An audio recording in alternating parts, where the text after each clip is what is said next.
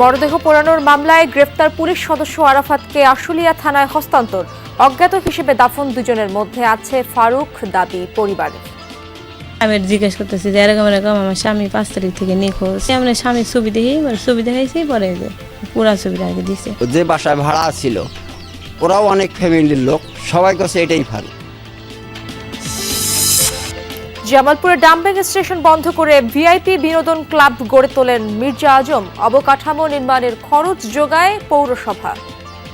পৌরসভার একোয়ারকৃত রাস্তা ছিল এবং কি এখন যেটা ক্লাব করেছে সেটা পৌরসভার ডাম্পিং ছিল। দুনিয়ার পোলাপানি এখানে আড্ডা, আমাদের আসা যাওয়ার রাস্তা বন্ধ। 9 বছর ধরে নিখোঁজ কুষ্টিয়ার স্বেচ্ছাসেবক লীগ নেতা সবুজ। অধীর অপেক্ষায় পরিবার। কেন্দ্রীয় আওয়ামী লীগ নেতা হানিফ সহ 12 জনের নামে গুমের মামলা। আমি চাচ্ছি আমার বেটা ফিরে আসুক। এখানেই যেতাম, ওনাদের ক্ষমতার বলে আমাদেরকে বিশ্রী অপমান করে তাড়াই দেওয়া হতো। এখন যারা পাওয়ারে আছে তারা যেন আমাদের অবশ্যই সাহায্য করে। বন্যা জলাবদ্ধতা নিরসনে নোয়াখালীতে খাল পরিচ্ছন্নতার পাশাপাশি অবৈধ স্থাপনা উচ্ছেদ, ভোগান্তি কমার আশা এলাকাবাসীর।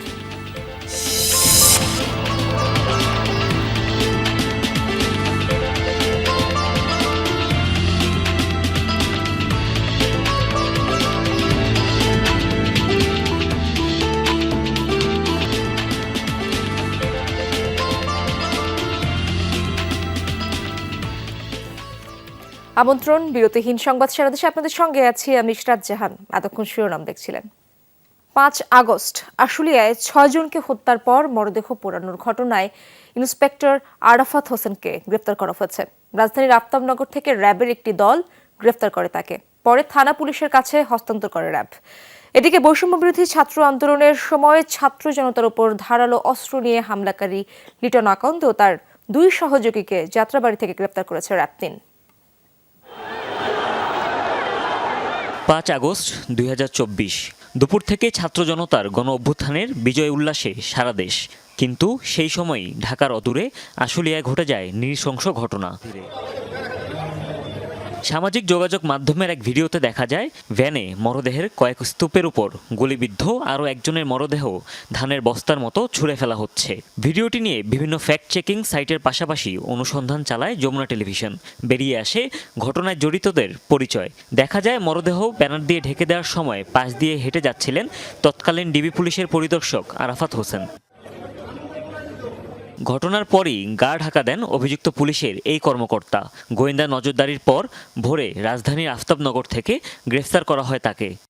আপনার ওই এলাকায় আত্মগোপনে ছিলেন, তো আমরা তাকে বিভিন্ন ছায়াতন্ত্র এবং গোয়েন্দা তৎপরতার মাধ্যমে তার নিজ বাসার এলাকা থেকে একটি বাসার এলাকা থেকে তাকে আমরা ধরতে সমর্থ হই। র্যাব জানায় 5 আগস্টের নৃশংস ঘটনায় আরাফাতে সম্পৃক্ততা পাওয়া গেছে। সাবেক ইন্সপেক্টর আরাফাত, যিনি ওই ক্রাইম সিনে ওই সময় উপস্থিত ছিলেন এবং তার সংযুক্ততা পাওয়া গিয়েছে এবং তাকে আমরা ধরতে সক্ষম হই। গতকাল রাতে র্যাবের একটি যৌথ দল আফতাবনগর এলাকা থেকে, ঢাকার আফতাবনগর এলাকা থেকে আজকে ভোরের দিকে তাকে আমরা ধরতে সক্ষম হই। এদিকে একই ঘটনায় বৃহস্পতিবার সাবেক অতিরিক্ত পুলিশ সুপার আব্দুল্লাহ হিল কাফির 4 দিনের রিমান্ড মঞ্জুর করেন আদালত। এর আগে বুধবার আন্তর্জাতিক অপরাধ ট্রাইব্যুনালের তদন্ত সংস্থায় এই ঘটনায় শেখ হাসিনা সহ 70 জনের বিরুদ্ধে 2টি অভিযোগও দায়ের করা হয়। সেখানেও রয়েছে ইন্সপেক্টর আরাফাত হোসেনের নাম। এছাড়া সম্প্রতি সামাজিক যোগাযোগ মাধ্যমে ভাইরাল হওয়া ছাত্রদের উপর রামদা নিয়ে আক্রমণের ঘটনায় জড়িত লিটন আকন্দ ও তার 2 সহযোগীকে যাত্রাবাড়ির গোপন আস্তানা থেকে গ্রেফতার করেছে র্যাব। উদ্ধার করা হয়েছে আক্রমণে ব্যবহৃত 4টি রামদা, গান পাউডার ও বিপুল পরিমাণ মাদক। হুমায়ুন রশিদ, যমুনা নিউজ। গত 5 আগস্ট আশুলিয়ায় পোড়ানো 6টি মরদেহের মধ্যে 2টি অজ্ঞাত হিসেবে স্থানীয় কবরস্থানে দাফন করা হয়। তার মধ্যে একজন রংপুরের ওমর ফারুক বলে দাবি করেছেন স্বজনরা। মরদেহ নিতে চান নিজ এলাকায়। পুলিশ বলছে ডিএনএ পরীক্ষার মাধ্যমেই পরিচয় শনাক্তের ব্যবস্থা করা হবে। গুলি খাইতে আর কোনদিন একজন মরে না, হাতে জীবিত আসলো। আমার মনটা এলে কয় যে আমার বাবা জীবিত আসলো, যখন আগুন নাক দিয়েছে তখন কত যে কি করছে সে আমার বাবা জানে, আল্লাহ জানে, আমি জানতে। মিঠাপুকুরের শেফালি বেগম পোশাক শ্রমিক ফারুকের মা। তার দাবি, গত 5 আগস্ট আশুলিয়ায় যে 6টি মরদেহ পোড়ানো হয় তার মধ্যে আছেন ফারুকও। সামাজিক যোগাযোগ মাধ্যমে ভ্যানে মরদেহের স্তূপ করার খণ্ডচিত্র ভাইরাল হয়। 4 জনের পরিচয় শনাক্তের পর মরদেহ নিয়ে যান স্বজনরা। অজ্ঞাত হিসেবে 2টি মরদেহ আশুলিয়ার আমবাগান কবরস্থানে দাফন করা হয়। প্যাকেট করে 2টা মাটি দিয়ে আসি আমতলা, আর 4টা গার্জেনে করে দিয়ে দিছি। ওই 2টি মরদেহের একটি ফারুকের বলে দাবি করেছেন তার স্বজনরা। ঘটনার পর আশুলিয়া থানার পাশের এক ব্যবসায়ীর কাছে থাকা ছবি দেখে শনাক্তের দাবি পরিবারটির। চান মরদেহ এলাকায় নিয়ে দাফনের। আমার স্বামী 5 তারিখ থেকে নিখোঁজ, এ জায়গায় আসছি, দায়কে আনছে, এখন জোর করে মামলা করতে কয় কিছু হবে নাকি ভাই, মানে এগুলো বুঝতেছে আর কি। বুঝতেই কয় আমরা স্বামীর ছবি দেখি, ছবি দেখাইছি, পরে যে পুরা ছবিটা আর কি দিছে। যে বাসায় ভাড়া ছিল ওরাও অনেক ফ্যামিলির লোক, সবাই কাছে এটাই ফারুক। আওয়ামী লীগ কিছু নেতার ঘরে নামে এই মামলাটা তারা দিয়ে দিছে, পুলিশের নাম দেয় না, পুলিশের নাম দেয়। রংপুর জেলা পুলিশ বলছে ডিএনএ পরীক্ষার মাধ্যমে মরদেহ উত্তোলন করে পরিবারের কাছে হস্তান্তর করা সম্ভব। এ বিষয়ে ঢাকা জেলা পুলিশের সাথে সমন্বয় করা হবে। আদালত নির্দেশনা দিয়ে এই লাশগুলো ডিএনএ টেস্ট করার জন্য নির্দেশনা দিতে পারেন। তো এটা নিশ্চিত যে এটা ডিএনএ টেস্ট করলেই এটা আইডেন্টিফাইড হয়ে যাবে যে ওমর ফারুকের লাশ এর মধ্যে আছে কিনা। মিঠাপুকুরের উদয়পুর গ্রামের চান মিয়ার পুত্র ওমর ফারুক স্ত্রীকে নিয়ে থাকতেন আশুলিয়ার গাজীরচট এলাকায়। সরকার মাঝারুল মান্নান, যমুনা নিউজ, রংপুর। জেলা বিএনপি সভাপতির বাড়ি এবং দলটির কার্যালয় ভাঙচুরের 2 মামলায় ঝিনাইদহ 1 আসনের সাবেক সংসদ সদস্য নায়েব আলী জোয়ারদারের 4 দিনের রিমান্ড মঞ্জুর করেছেন আদালত। সকালে তাকে চিফ জুডিশিয়াল ম্যাজিস্ট্রেট আদালতে হাজির করা হয়। এ সময় 10 দিনের রিমান্ড আবেদন করে পুলিশ। শুনানি শেষে 4 দিনের রিমান্ড মঞ্জুর করেন বিচারক। এর আগে গতরাতে শহরের আরাবপুর এলাকায় নিজ বাসা থেকে সেনাবাহিনী ও র্যাব তাকে গ্রেফতার করে। গত 4 আগস্ট আওয়ামী লীগের একটি মিছিল থেকে বিএনপির কার্যালয় এবং দলটির জেলা কমিটির সভাপতি অ্যাডভোকেট এম.এ. মজিদের বাড়িতে ব্যাপক ভাঙচুর, অগ্নিসংযোগ ও লুটপাট করা হয়। এই ঘটনায় সদর থানায় 2টি মামলা করা হয়।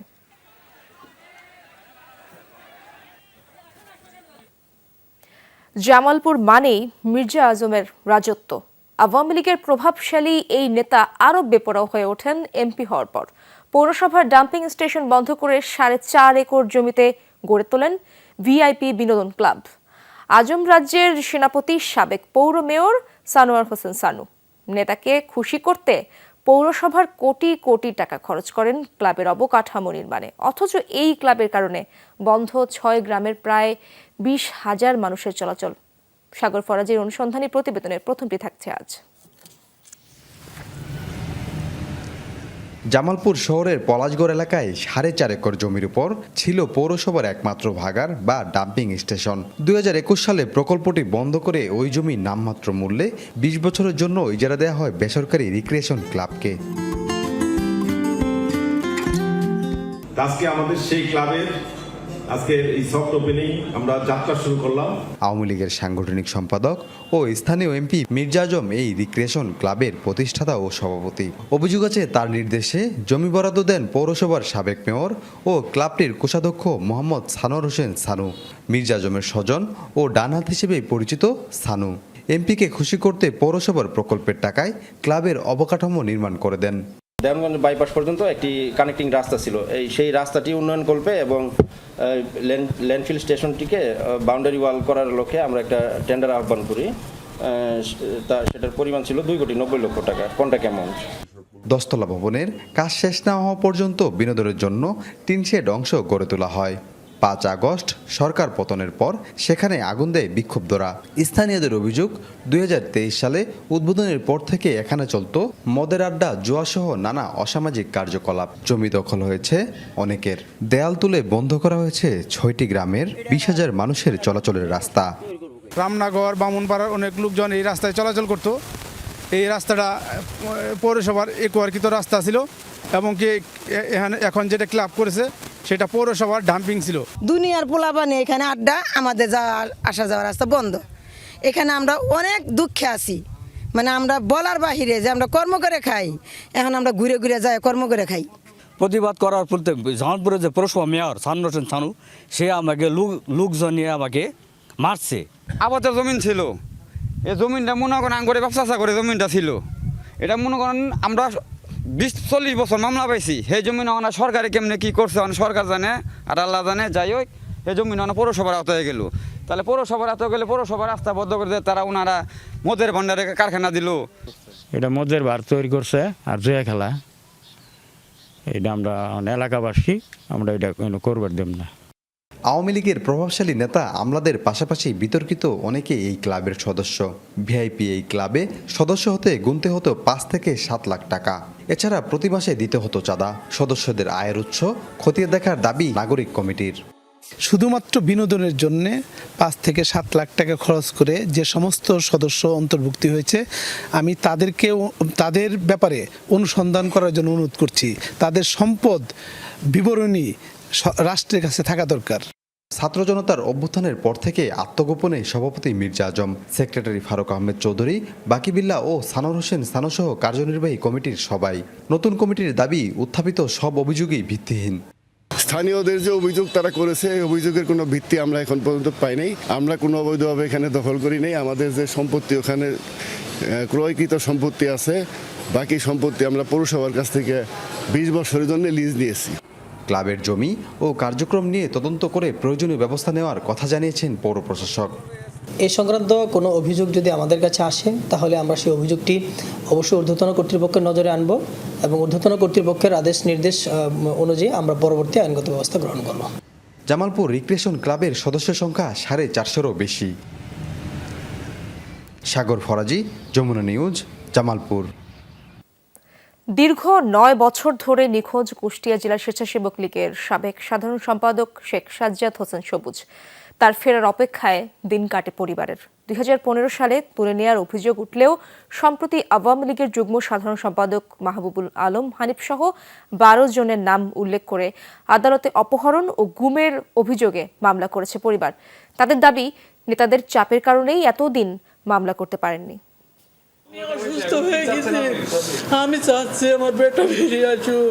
ছেলের কথা মনে পড়লেই অঝোর ধারায় নামে মায়ের চোখের পানি। সন্তানকে এক নজর দেখার আকুতি 9 বছর ধরে। সবুজ ফিরে আসলে আমি সুস্থ হয়ে যাব। কুষ্টিয়া জেলা স্বেচ্ছাসেবক লীগের সাধারণ সম্পাদক ছিলেন শেখ সাজ্জাদ হোসেন সবুজ। 2015 সালের 15ই আগস্ট জাতীয় শোক দিবসের কর্মসূচি ঘিরে সংঘর্ষে এক যুবক নিহত হয়। সেই মামলায় আসামি করা হয় সবুজকে। ঘটনার দিনই এলাকা ছাড়েন তিনি। তৎকালীন জেলা স্বেচ্ছাসেবক লীগ সভাপতি আক্তারুজ্জামান লাবুর সাথে গাজীপুর একটি রিসোর্টে ওঠেন সবুজ। অভিযোগ, সেখান থেকেই দুজনকে তুলে নিয়ে যায় একদল লোক। পরবর্তীতে লাবু ছাড়া পেলেও খোঁজ মেলেনি সবুজের। রমজান, রবি এরা সহ আরো অনেকে এসে বাসা থেকে একরকম জোরপূর্বক ধমকের সুরে বলে যে নেতা ডাকছে, নেতার বাসায় এখনই যাইতে হবে। তখন আমার ভাই তাদের কথা মতো যাওয়ার পরে হানিফের হলো যত সম্ভব ইসে ছিল, মোবাইলে ভিডিও কনফারেন্সে ছিল যে তুমি বাঁচতে হলে আমাদের কথা মতো চলতে হবে। লাবুকে সঙ্গে করে তুমি ড্রিমল্যান্ড রিসোর্ট সেন্টার গাজীপুরে চলে যাও, ওখানে নিরাপদে থাকবে। তারপর থেকে আমার ভাইয়ের আমরা আর কোনো সন্ধান পাইনি। পরবর্তীতে এইসব নেতাকর্মীদের কাছে জিজ্ঞেস করলে বলে যে আইন শৃঙ্খলা বাহিনী ধরে নিয়ে গেছে। দীর্ঘ 9 বছর পর সম্প্রতি আদালতে অপহরণ ও গুমের মামলা করেছে সবুজের পরিবার। আসামি করা হয়েছে আওয়ামী লীগের যুগ্ম সাধারণ সম্পাদক মাহবুবুল আলম হানিফ সহ 12 জনকে। পরিবারের অভিযোগ, আসামিরা পরস্পর যোগসাজশে সবুজকে অপহরণের পর গুম করেছে। আসামিরা প্রভাবশালী হওয়ায় সে সময় থানা মামলা নেয়নি বলেও অভিযোগ তাদের।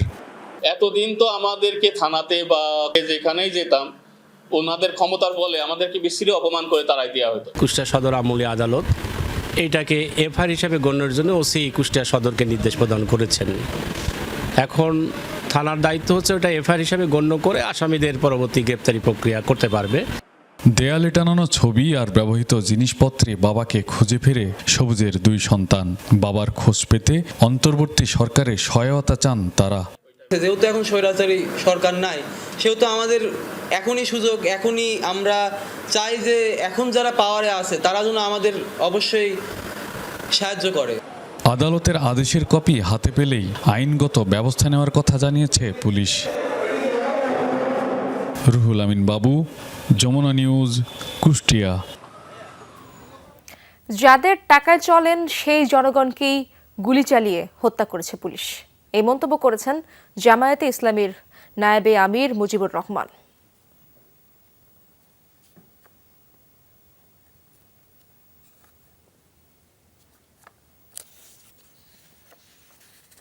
দর্শক, আমরা অপেক্ষা করছি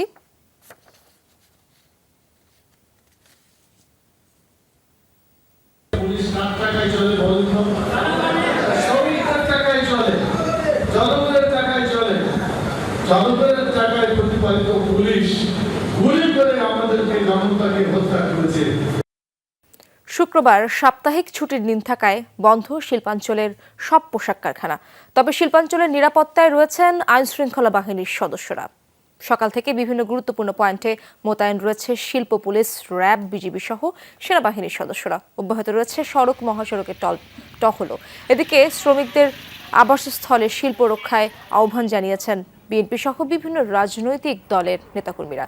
শনিবার থেকে নাশকতা ও সহিংসতা এড়াতে শান্তিপূর্ণভাবে মাঠে থাকার ঘোষণাও দেন তারা। নানা দাবিতে শ্রমিক বিক্ষোভের মুখে অস্থিরতা চলছে শিল্পাঞ্চল আশুলিয়ায়। অনির্দিষ্টকালের জন্য বন্ধ রয়েছে অর্ধ শতাধিক পোশাক কারখানা।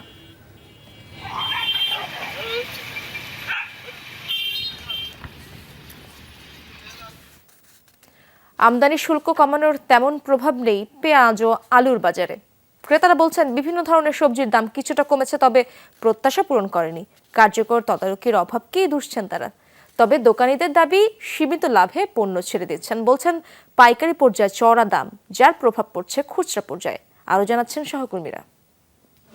গত এক মাসের বেশি সময় ধরে সবজির বাজারে এলে রাজধানীতে এক ধরনের স্বস্তির আভাস পাওয়া যায়। সেটি হচ্ছে সব ব্যবসায়ী মোটামুটি বলেন যে চাঁদাবাজি কিছুটা কমেছে, ভোগান্তি কিছুটা কমেছে পণ্য পরিবহনের ক্ষেত্রে। কিন্তু প্রশ্ন হচ্ছে বাজারে এসে কি পণ্যের দামে সেই একই প্রভাবটি লক্ষ্য করা যায়? উত্তর হচ্ছে না। রাজধানীর মিরপুরের যে বাজারটিতে আমি দাঁড়িয়ে আছি সেখানে সবজির দাম কিছুটা কমেছে, কিন্তু সেটি যে আসলে খুব বেশি কাঙ্ক্ষিত হারে কমে গিয়েছে বা নিম্ন মধ্যবিত্তের একদম আওতায় চলে এসেছে সেটি জোর দিয়ে বলা যাবে না। স্বস্তি এখন মনে করেন আমি স্বস্তি পেলে আর একজন পাচ্ছে না, এটা তো আর না, সবাই তো সমান ইনকাম না হয়েছে। আমি হয়তো বাজার করতে পারতেছি, অনেক পারতেছে না। না আরও কমার দরকার। ভালো যে মানের সবজি, ওই মানের সবজির দাম কমে, নর্মালটার একটু দাম কমছে। এবারে সবজি হিসাব করলে সাইডের নিচে নেই। কিছুদিন আগে আমরা দেখেছি যে সরকার আলু এবং পেঁয়াজ আমদানির ক্ষেত্রে শুল্ক কিছুটা কমিয়েছে, কিন্তু বাজারে কিন্তু সেই প্রভাব খুব একটা পড়েছে বলে মনে হচ্ছে না। ব্যবসায়ীরা বলছেন যে কোল্ড স্টোরেজ পর্যায়ে যে দামটি হয়েছে সেই কোল্ড স্টোরেজ পর্যায়ে বিনিয়োগটা আসলে ইতিমধ্যে হয়ে গিয়েছে। তারা সেই যে বিনিয়োগের অর্থ সেখান থেকে আসলে তারা কমে গিয়ে পণ্য বেচাকেনা করছে না। তবে আরও যে পণ্যের দাম কিছুটা বাড়ার সংকট হতে পারত সেটি হয়নি বলে ব্যবসায়ীরা দাবি করেছেন। কোল্ড স্টোরে আলু রাখছে আপনার প্রায় আরও 4-5 মাস আগে, তখন তো এরকম চাপ সৃষ্টি হয় না বা এরকম সিন্ডিকেটটা ভাঙতে পারেনি। এখন যারা বেশি দামে কিনছে এরা তো চাইলেও পারতেছে না কমে বেচতে। উত্তরের বাজারের খবর জানতে চলেছি পঞ্চগড়ে আমাদের সহকর্মী মোহাম্মদ রনির কাছে। জি, আপনি যেমনটি বলছিলেন, দেশের সর্বোত্তরের জেলা পঞ্চগড়ে নিত্য প্রয়োজনীয় এবং শাকসবজির বাজার কিছুটা স্বাভাবিক রয়েছে। আজকে সকাল থেকে আমি বিভিন্ন হাট বাজারে ঘুরে দেখেছি, এখানে প্রতি কেজি পেঁয়াজ বিক্রি হচ্ছে 110 টাকা দরে এবং কাঁচামরিচ প্রতি কেজি বিক্রি হচ্ছে 220 টাকা থেকে 230 টাকা। বিক্রেতারা বলছেন যে বাইরে থেকে শাকসবজি আমদানি করা হচ্ছে, যেহেতু পঞ্চগড়ের যে উৎপাদিত শাকসবজি কৃষকরা লাগিয়ে সেটি বাজারে তুলতে আরও মাসখানি সময় আছে, যার কারণে বাইরে থেকে শাকসবজি আমদানি করার কারণে শাকসবজিরও কিছুটা দাম বৃদ্ধি পাচ্ছে। মরিচটা তো বাইরে থেকে আসে, আজকে একদম কালকে একদম, একবারে এটার দাম কোনো রেট ঠিক নেই। কেজিতে কোনোদিন 50 টাকা বেশি, কোনোদিন 50 টাকা কম। পেঁয়াজ, কাঁচামরিচ, রসুন, আদা, হলদি এগুলোর তো দাম বেশি। টমেটোটা আমাদের বাইরে থেকে আনতে হয়, তার জন্য রেট একটু বেশি। এখানে যারা ক্রেতা রয়েছে তাদের সাথে আমরা কথা বলেছি, তারা বলছেন যে সরকারের পক্ষ থেকে কিংবা প্রশাসনের পক্ষ থেকে বাজার মনিটরিং এবং তদারকি করা হয় তাহলে তারা অনেকটাই উপকৃত হবেন। আমরা এই মুহূর্তে শাকসবজি এবং উৎপাদনের খবর জানাতে চলে যাচ্ছি ফেনীতে সহকর্মী আরিফুর রহমানের কাছে। ধন্যবাদ আপনাকে। আমি এই মুহূর্তে রয়েছি ফেনী শহরের সুলতান মাহমুদ পৌর হকার্স মার্কেটের তরকারি বাজারে। এখানে যতগুলো সবজি আসে সবগুলো সবজি দেশের বিভিন্ন জেলা থেকে আসে। টমেটো কিনতে হচ্ছে 120 টাকা, বরবটি 120 টাকা, গাজর 150 টাকা। জিনিসপত্রের দাম বেশি হওয়ায় এখানকার ক্রেতাদের নাভিশ্বাস উঠেছে। সবার একটা বাজেট থাকে, প্রতিনিয়তই দাম বাড়তেছে, দাম আসলে কমতেছে না। যে জিনিসটা বাংলাদেশে তৈরি উৎপাদন হচ্ছে সেই জিনিসটার দাম এত বেশি কেন থাকবে? প্রাইস এখনো অনেক বেশি হাই। যারা মধ্যবিত্ত আছে তারাও কিন্তু অনেক কষ্ট পাচ্ছে। আর তাহলে আমরা মধ্যবিত্তরা এত কষ্ট আছে, নিম্নবিত্তরা কিভাবে নিচ্ছে? বিক্রেতারা যেটি বলছে তাদের কেনা বেশি, যার কারণে তারা বেশি দামে বিক্রি করতে হচ্ছে। একটু বেশি দামে কেনা, বেশি দামে বিক্রি হয়। 17 উপরে কেনাগুলো 20 টাকা কিনে হলে আমরা 25 টাকা বেশি, সব কিছু এরকম। মানে এটা 50 টাকা কিনে হলে 60 টাকা বেশি, আমরা 5 টাকা 60 টাকা বেশি দেখি। জায়গা আনেন, যদি দাম না কামায় আমাদের কিছু করা না। এ ছিল ফেনীর তরকারি বাজারের সর্বশেষ অবস্থা। স্বামীর সাথে দাম্পত্য কলহের জেরে খুন হয়েছেন অস্ট্রেলিয়া প্রবাসী ঢাকার নবাবগঞ্জের রেহেনা পারভিন। গ্রেপ্তার করা হয়েছে শ্বশুরবাড়ি পক্ষের 4 জনকে। দুপুরে নবাবগঞ্জ থানা পুলিশের কনফারেন্স রুমে প্রেস ব্রিফিংয়ে ঢাকা জেলার পুলিশ সুপার আহমেদ মুইদ জানান, নিহত রেহেনা পারভিন স্বামীর সাথে অস্ট্রেলিয়া থাকতেন। দাম্পত্য কলহের জেরে মাস 2 আগে দেশে আসেন তারা। এরপর স্ত্রীকে হত্যার পরিকল্পনা করে দেশ ছাড়েন স্বামী আওলাদ। 31 আগস্ট থেকে নিখোঁজ ছিলেন রেহেনা। থানায় অভিযোগ দেন তার পরিবার। বিষয়টি গড়ায় অস্ট্রেলিয়ান ফেডারেল পুলিশ ও হাই কমিশনে। তারা ইন্টারপোলকে জানালে পুলিশকে বার্তা দেওয়া হয়। গতকাল 2 জনকেই আটকের পর আশুলিয়ার একটি সেপটিক ট্যাঙ্কে মেলে মরদেহ। আটক করা হয় আরও 2 জনকে। ক্রেডিট নেওয়ার যোগ্য এই অনুসন্ধান করতে গিয়ে দেখি এটা একটা কিলিং এর দিকে যাচ্ছে। গুম, অপহরণ, খুন, গুম। উত্তর পূর্ব বঙ্গোপসাগরে সৃষ্টি হওয়া লঘুচাপের ফলে দেশ জুড়ে ঝড় বৃষ্টি হতে পারে, এই পূর্বাভাস দিয়েছে আবহাওয়া অধিদপ্তর। আবহাওয়া অফিস জানায়, লঘুচাপের প্রভাবে সমুদ্র বন্দরের ওপর দিয়ে ঝোড়ো হাওয়া বয়ে যেতে পারে। ফলে চট্টগ্রাম, কক্সবাজার, মোংলা ও পায়রা সমুদ্র বন্দরকে 3 নম্বর স্থানীয় সতর্ক সংকেত দেখাতে বলা হয়েছে। নদীর বন্দরগুলোয় দেওয়া হয়েছে 1 নম্বর সংকেত। উত্তর বঙ্গোপসাগরে অবস্থানরত মাছ ধরার নৌকা ও ট্রলার সমূহকে পরবর্তী নির্দেশ না দেওয়া পর্যন্ত উপকূলের কাছাকাছি থেকে সাবধানে চলাচল করতে বলা হয়েছে। আবহাওয়া অধিদপ্তর জানায়, সাগরের লঘুচাপটি আজ রাতে নিম্নচাপে রূপ নিতে পারে। এতে আগামীকাল দেশের বিভিন্ন স্থানে বৃষ্টি বাড়তে পারে, ফলে তাপমাত্রা খানিকটা কমতে পারে। কুষ্টিয়ায় পদ্মা নদীর ভাঙনের তীব্রতা বেড়েছে। হুমকির মুখে মিরপুর ও ভেড়ামারার 4টি ইউনিয়নের ফসলি জমি সহ বিভিন্ন স্থাপনা। নদী ভাঙন ঠেকাতে দ্রুত ব্যবস্থা নেওয়ার দাবিতে কুষ্টিয়া ঈশ্বরদী মহাসড়ক অবরোধ করে বিক্ষোভ করছেন স্থানীয়রা।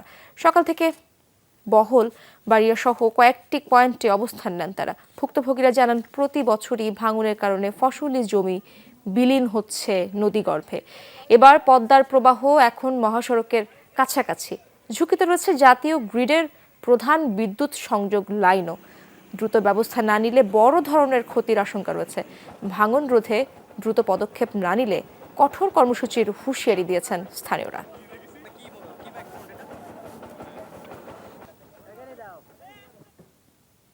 বন্যা জলাবদ্ধতা নিরসনে শুরু হয়েছে নোয়াখালীর পানি নামার অন্যতম প্রধান চৌমুহনী খাল পরিষ্কার, বাঁধ কাটা এবং অবৈধ স্থাপনা উচ্ছেদের অভিযান। বাড়তে শুরু করেছে পানি প্রবাহ। মুক্তি মিলবে পচা দূষিত পানি আর মশা, মাছি ও রোগ জীবাণু থেকে। বন্যার পর প্রায় মাস পেরিয়েছে, এখনও নোয়াখালীর বেগমগঞ্জ, সেনবাগ ও সোনাইমুড়ির বিভিন্ন এলাকায় জমে আছে পানি। নামছে ধীর গতিতে, কমছে না মানুষের দুর্ভোগ। স্থানীয়রা বলছেন, দীর্ঘমেয়াদী এই জলাবদ্ধতার কারণ জলাধার দখল, দূষণ। বেশিরভাগ খালের দুপারে অবৈধ স্থাপনা পরিণত হয়েছে ময়লার ভাগাড়ে। এতে ঠিকমতো পানি নামতে পারছে না।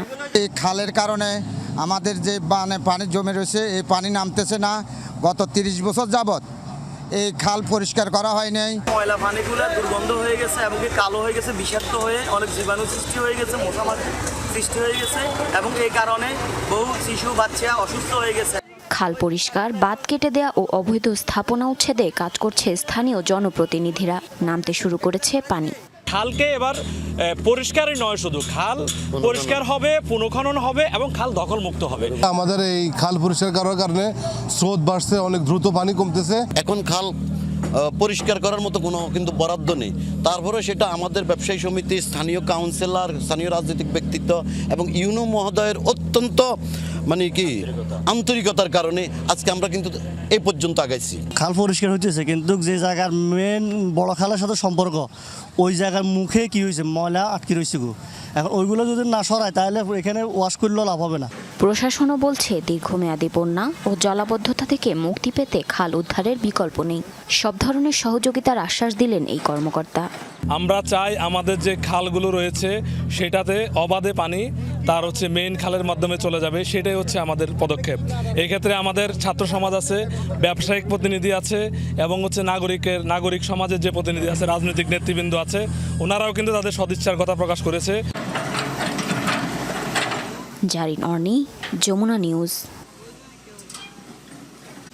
গাজীপুরে সংবাদ সংগ্রহের সময় 2 গণমাধ্যম কর্মীর উপর হামলার অভিযোগে মামলা হয়েছে। মামলার এজাহারে উল্লেখ, গেল মঙ্গলবার রাতে কাশিমপুর এলাকায় চাঁদাবাজির সংবাদ সংগ্রহে যান গণমাধ্যম কর্মীরা। এ সময় হামলা চালায় সংঘবদ্ধ চক্রটি। এতে আহত হন বায়ন টিভির সাভার প্রতিনিধি রমজান আলী ও আরটিভির আশুলিয়া প্রতিনিধি HM সৌরভ। এই ঘটনায় রমজান আলীর বাবা বাদী হয়ে কাশিমপুর থানায় কয়েকজনের নাম উল্লেখ করে মামলা করেছেন।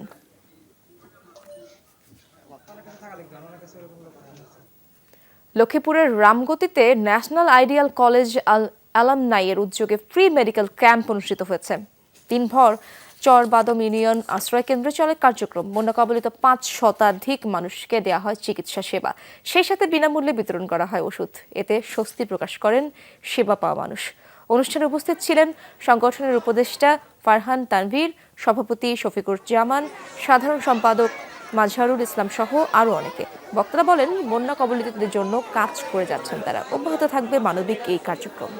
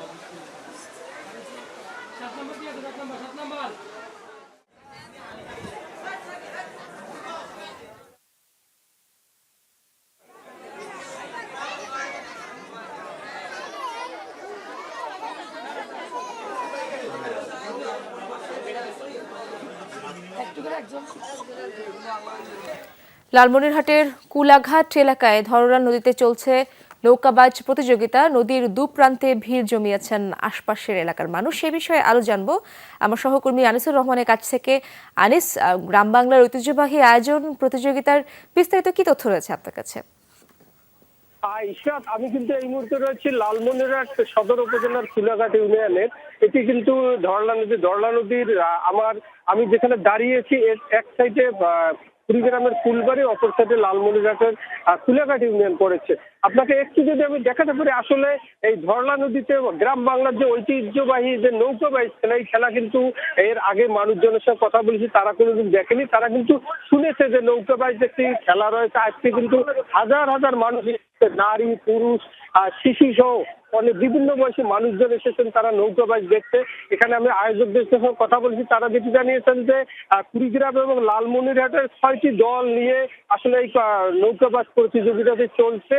এটি আজকে সেমিফাইনাল খেলা। আজকে কিন্তু 3টি দল কম্পিটিশন করছে এবং প্রতিটি নৌকায় কিন্তু 70 জন প্রতিযোগী তারা কিন্তু নৌকাতে রয়েছে। আর আয়োজকরা জানিয়েছেন যে এর ধারাবাহিকতা তারা প্রতি বছর রক্ষা করতে চান, যেহেতু গ্রাম বাংলার এটা কি। আনিস, ধন্যবাদ আপনাকে।